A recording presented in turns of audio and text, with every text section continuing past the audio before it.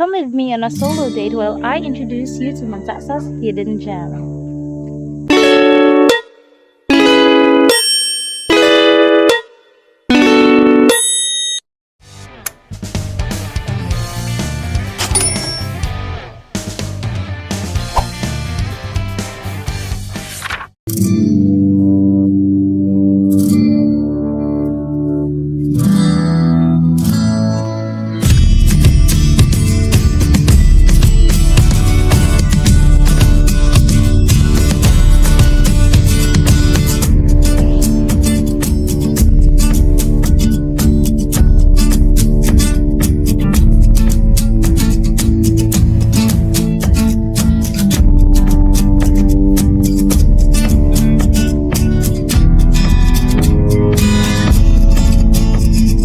Welcome to Boloc-Boloc Spring.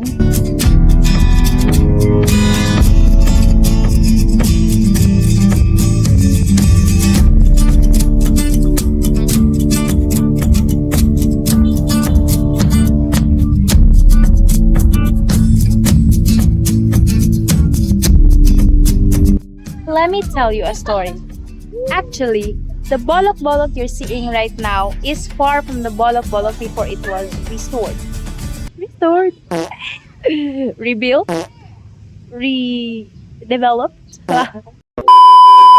Let me just show you a clip.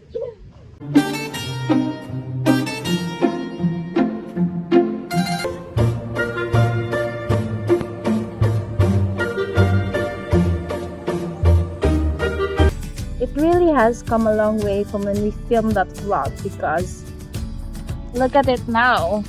Oh, it's so premium looking. Premium! According to what I've learned in our TCH1 class, Boloc-Boloc Spring is a man-made tourist attraction. Why? Because when a natural bahandi or treasure is paired with human intervention, that's when it becomes a human-made or like man-made tourist spot. Na-learn ko yun. I'm a good student. But Mika, why is it called a spring? And from the looks of it, the water that's flowing into the pool comes from the sea.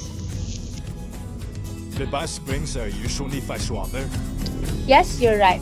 There's actually fresh water that's flowing from these pools underground, but it's not that strong, so it needs the reinforcement of the sea. Wait, let me show you where the fresh water usually comes from and where the seawater comes from. This is where the fresh water usually comes from. Bakit ko knows? It's because a local told me. I have a receipt. Dagat na ba ni siya? Tanan niya kay spring? Halo. Ha? Halo ni siya? Nanya may kabang nila. Ani gagikan? Nay tubo dali. And there's where the seawater comes from. That little hole over there. Well, isn't that beautiful though? There's so many collaborations just to make this attraction possible. From human intervention to the seawater and fresh water coming hand in hand just to make this attraction possible. It's wonderful. If you're a tourist passing by Tagbilaran, this is a must-stop.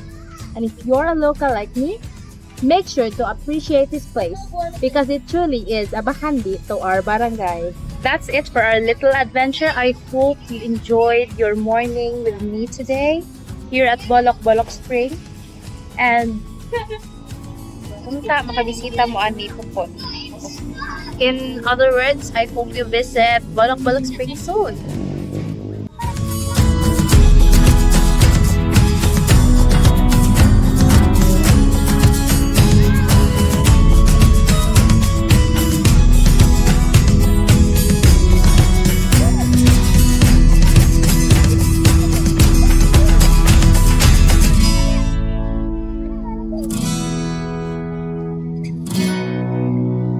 See you on the next one.